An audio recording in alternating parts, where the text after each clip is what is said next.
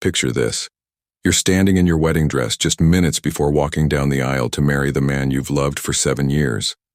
Your heart is racing, your hands are shaking with excitement, and you can hear the wedding march beginning to play in the distance. But then you hear something else. Something that will destroy everything you thought you knew about love, loyalty, and the man waiting for you at that altar. What Jennifer Martinez heard in those final moments before her wedding ceremony wasn't the sound of celebration or joy. It was the sound of betrayal so devastating, so calculated, so cruel that it would transform her from a blushing bride into an instrument of revenge that nobody saw coming. What she did next didn't just shock the 200 wedding guests who had gathered to celebrate her special day. It shocked an entire nation, sparked legal battles that would last for years, and became the most talked about wedding disaster in social media history. Before we dive deeper, let us know in the comments where you're watching from. We'd love to hear from you. And don't forget to hit that subscribe button so you never miss any of our upcoming videos. Tonight, you're going to discover the truth about what really happened at the Riverside Country Club on that sunny Saturday afternoon in June.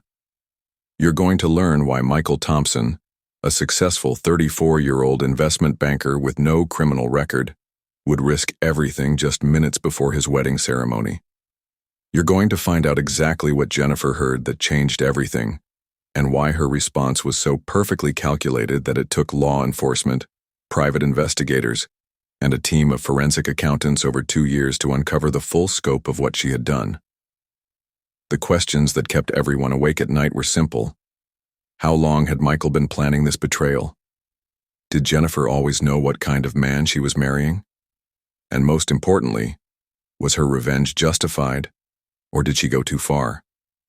By the end of this story, you'll have to decide for yourself whether Jennifer Martinez was a victim who fought back, or whether she became something far more dangerous than the man who tried to destroy her. To understand what happened that day, you need to understand who Jennifer Martinez was before everything fell apart. Born and raised in suburban Chicago, Jennifer was the kind of woman that men like Michael Thompson were drawn to like moths to a flame. At 29, she had built a successful career as a marketing director for a Fortune 500 company, owned her own condo in downtown Chicago, and had a reputation among her friends for being incredibly organized, fiercely loyal, and absolutely unforgiving when someone betrayed her trust. Her colleagues described her as the woman who never forgot a birthday, never missed a deadline, and never let anyone take advantage of her twice. She had been planning her wedding for 18 months, and everyone who knew her understood that this wasn't just going to be a party. This was going to be a masterpiece of organization and attention to detail. Michael Thompson seemed like the perfect match for someone like Jennifer. He was 6 feet tall, drove a BMW, lived in a penthouse apartment overlooking Lake Michigan, and worked as a senior investment banker at one of Chicago's most prestigious financial firms. His colleagues knew him as someone who could close deals that other people couldn't even get in the room to discuss. His friends knew him as the guy who always picked up the check, always knew the best restaurants, and always seemed to have connections everywhere he went. When he and Jennifer started dating, their friends joked that they were like a power couple from a romantic comedy. They traveled to Europe together, bought expensive wine, went to charity galas, and posted pictures on social media that made everyone else jealous of their seemingly perfect relationship.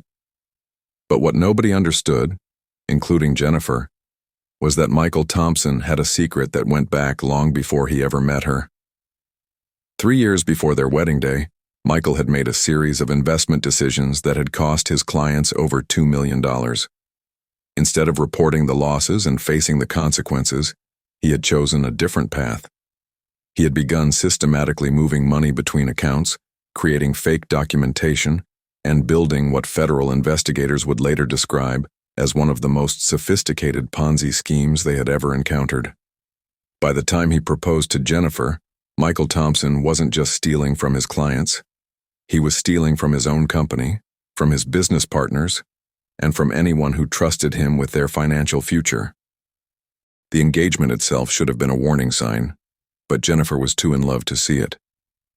Michael had proposed with a 4-carat diamond ring that cost more than most people make in a year, and he had insisted on paying for the entire wedding himself.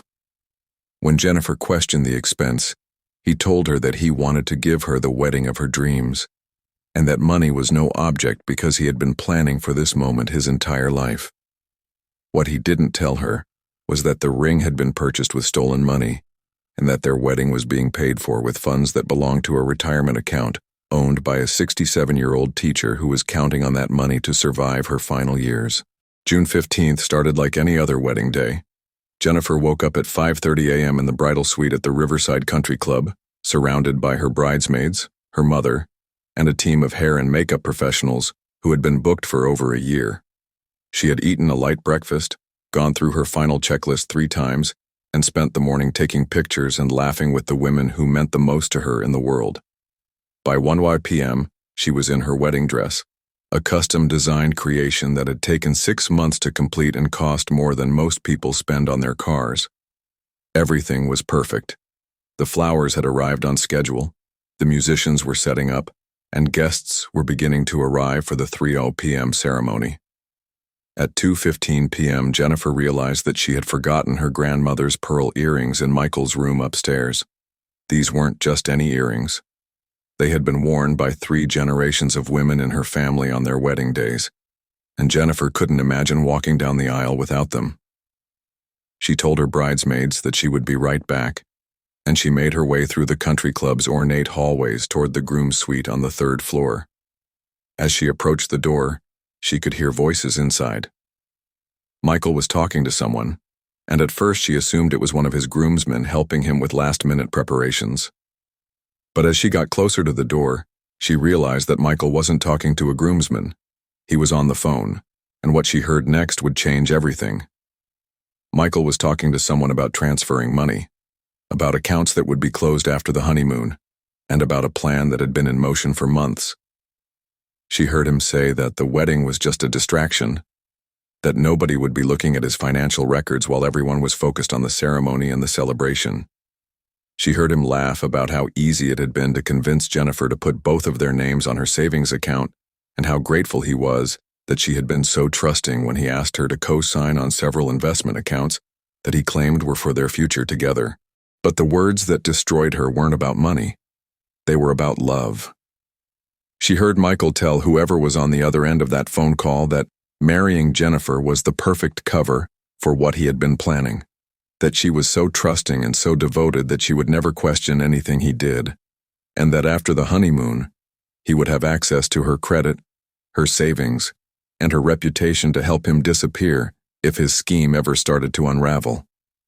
He said that Jennifer was exactly the kind of woman who would stand by her husband no matter what happened, and that her loyalty was going to be the key to his escape plan. Jennifer stood outside that door for almost 10 minutes, listening to the man she loved describe her as nothing more than a tool in his criminal enterprise. She heard him talk about their relationship like it was a business transaction, their love like it was a strategic alliance, and their future together like it was a temporary arrangement that he could abandon whenever it became convenient. When the phone call finally ended, Jennifer didn't confront him. She didn't scream or cry or demand an explanation. Instead, she quietly walked back to the bridal suite, sat down in front of the mirror, and began to plan the most methodical, devastating response that anyone had ever witnessed. What Jennifer did next would be talked about in law schools, business schools, and criminal justice programs for years to come. Instead of calling off the wedding or confronting Michael directly, she made a decision that demonstrated exactly why Michael had underestimated the woman he was trying to manipulate. Jennifer decided that the wedding was going to proceed exactly as planned, but that Michael Thompson was going to pay a price that he never saw coming. Over the next 45 minutes, while her bridesmaids touched up her makeup and her mother fussed over her dress, Jennifer used her phone to make a series of calls that would destroy Michael's life more thoroughly than he had ever planned to destroy hers.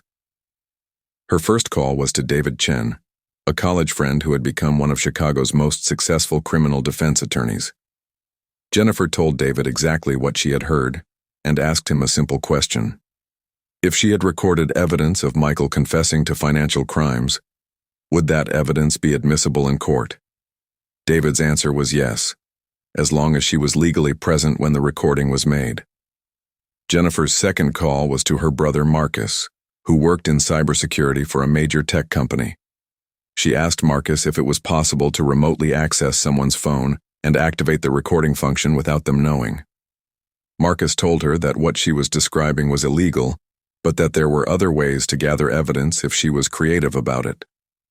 Jennifer's third call was to Amanda Foster, her maid of honor, and a certified public accountant who specialized in forensic accounting for white-collar crime investigations. Jennifer asked Amanda to look up everything she could find about Michael's business, his clients, and any recent news about his company. Within 20 minutes, Amanda had discovered that Michael's firm had been under investigation by the Securities and Exchange Commission for the past 6 months, and that several of Michael's clients had filed complaints about missing funds and irregular account activity.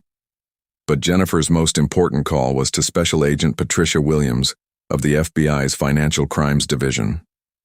Agent Williams had investigated Jennifer's marketing company 2 years earlier as part of a routine audit, and Jennifer had been impressed by her professionalism and attention to detail. When Jennifer called Agent Williams and explained what she had overheard, the agent told her that the FBI had been building a case against Michael for months, but that they needed someone on the inside to help them gather the evidence they needed to make an arrest. Agent Williams asked Jennifer if she would be willing to wear a recording device during her wedding ceremony and reception, and to try to get Michael to repeat his confession while the FBI was listening. Jennifer's answer was immediate. She would do whatever it took to make sure that Michael faced justice for what he had done to his victims and for what he had planned to do to her. Agent Williams told Jennifer that there were FBI agents already positioned around the country club as part of an ongoing surveillance operation, and that they could have a recording device to her within 15 minutes. Jennifer told Agent Williams that she had a better idea. She was going to use the country club sound system to make sure that everyone heard exactly what kind of man Michael Thompson really was. The next 30 minutes were a masterclass in strategic planning and flawless execution. Jennifer worked with her brother Marcus to set up a system that would allow her to play audio from her phone through the country club's wireless sound system. She worked with her friend Amanda to prepare a presentation that would detail Michael's financial crimes for everyone at the wedding to see. She worked with Agent Williams to make sure that FBI agents were positioned to arrest Michael the moment he tried to leave the ceremony. And she worked with her attorney David to make sure that everything she was planning was legal and that she would be protected from any retaliation. At 2:55 p.m., 5 minutes before the ceremony was scheduled to begin, Jennifer Martinez walked out of the bridal suite looking like the most beautiful, confident, and dangerous woman that anyone had ever seen. Her bridesmaids later said that they knew something had changed, but that they couldn't have imagined what was about to happen. Her mother said that Jennifer looked like someone who had found her purpose in life. Her brother said that he had never been more proud of his sister and more terrified of what she was capable of when someone tried to hurt her. At exactly 3 p.m., the wedding march began to play, and Jennifer Martinez started walking down the aisle toward Michael Thompson. To the 200 guests who had gathered to celebrate their love, everything looked perfect. Jennifer was radiant in her custom wedding dress. Michael was handsome in his designer tuxedo, and the country club was decorated like something from a fairy tale. But what the guests didn't know was that Jennifer was carrying more than just her bouquet. Hidden in her dress was a small recording device, and tucked into her bouquet was a remote control that would allow her to take control of the country club's sound system at exactly the right moment. When Jennifer reached the altar, she looked into Michael's eyes and saw exactly what she expected to see. He was nervous, but not because he was getting married. He was nervous because he was thinking about the phone calls he still needed to make, the money he still needed to transfer, and the plan he still needed to execute. When the minister asked if anyone had any reason why Michael and Jennifer should not be married, Jennifer raised her hand and said that she had something to share with everyone who had come to celebrate their love.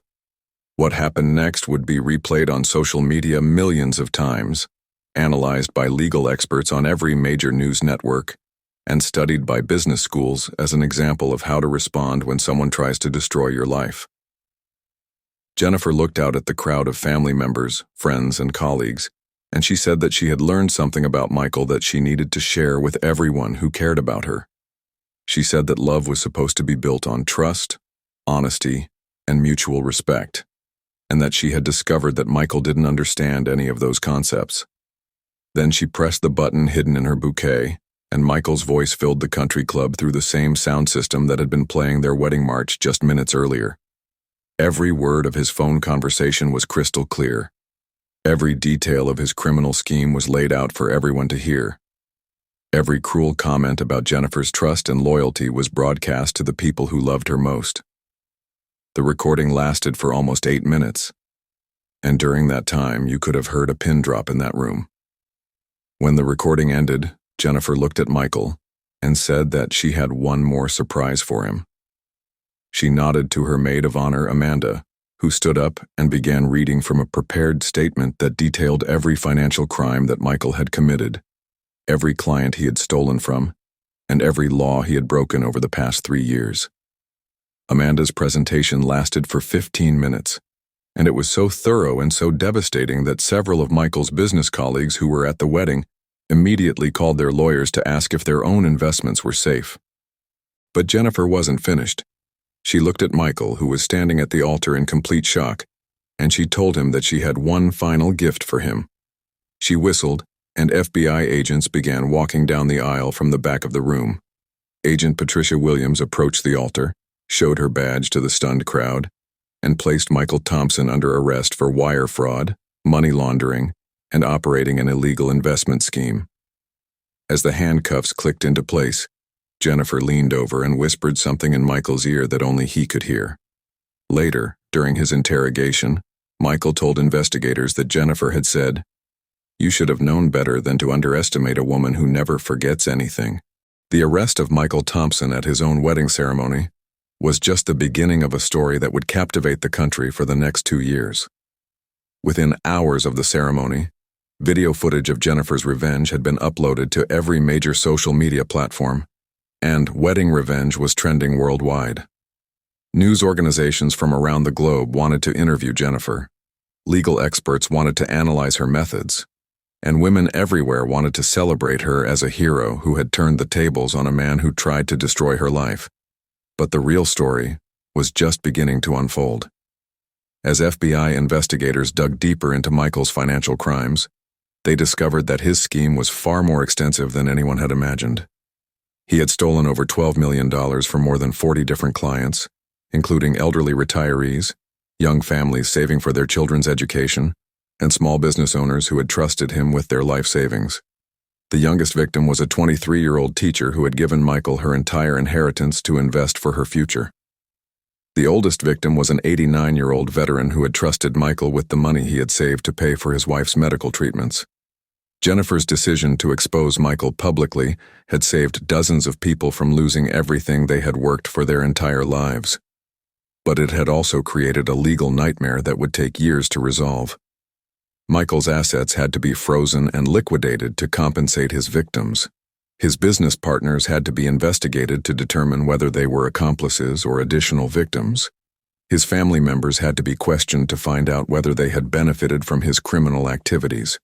The process was so complex that it required a team of federal prosecutors, forensic accountants, and victim advocates working together for over 18 months. During this time, Jennifer became something of a folk hero to women across the country who had been betrayed by men they trusted. She received thousands of letters from women who had been cheated on, lied to, or taken advantage of by their partners. She was invited to speak at conferences about domestic abuse, financial fraud, and women's empowerment.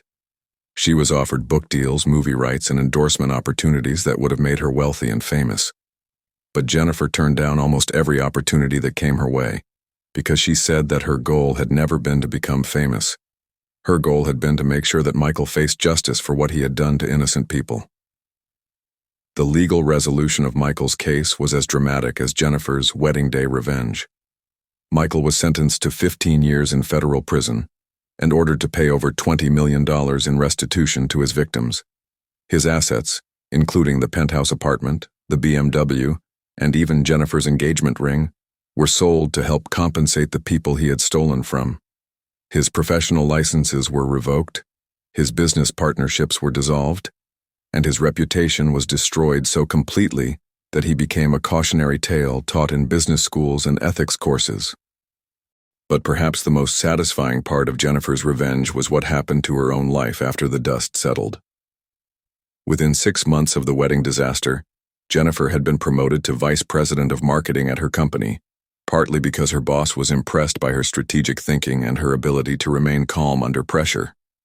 She used the media attention from her story to launch a consulting business that helped other women who had been victims of financial fraud. She started dating a federal prosecutor who had worked on Michael's case and who told her that he had never met anyone with better instincts for justice and accountability.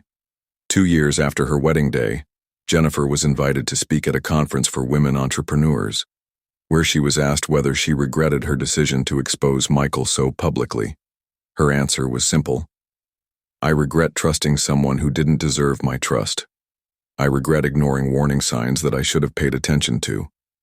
But I will never regret making sure that a criminal faced the consequences of his actions, and I will never regret showing other women that they don't have to be victims when someone tries to destroy their lives. The story of Jennifer Martinez and Michael Thompson raises questions that go far beyond a single wedding ceremony gone wrong. It's a story about trust and betrayal, about justice and revenge, about the difference between being a victim and being a survivor. Jennifer's response to Michael's betrayal was calculated, devastating, and perfectly legal. But it was also risky, emotionally traumatic, and potentially dangerous. She could have simply called off the wedding and reported Michael to the authorities privately. She could have tried to work things out or given him a chance to explain himself. Instead, she chose to humiliate him in front of everyone who mattered to both of them, and to make sure that his criminal behavior was exposed in the most public way possible. Some people called Jennifer a hero who saved dozens of innocent victims from financial ruin. Others called her a vigilante who took justice into her own hands instead of trusting the legal system to handle the situation properly. Some people admired her strategic thinking and her ability to turn the tables on someone who tried to manipulate her. Others worried that her response was so extreme that it could inspire other people to take dangerous risks when they felt betrayed by someone they loved. What do you think? Was Jennifer's wedding day revenge justified? Or did she go too far? Should she have handled the situation differently, or was her response exactly what Michael deserved? Have you ever been in a situation where someone you trusted betrayed you? And how did you respond? Would you have had the courage to do what Jennifer did, or would you have chosen a different path? Let us know in the comments what you think about this incredible story, and share your thoughts about trust, betrayal, and the lengths that people should go to seek justice when they've been wronged.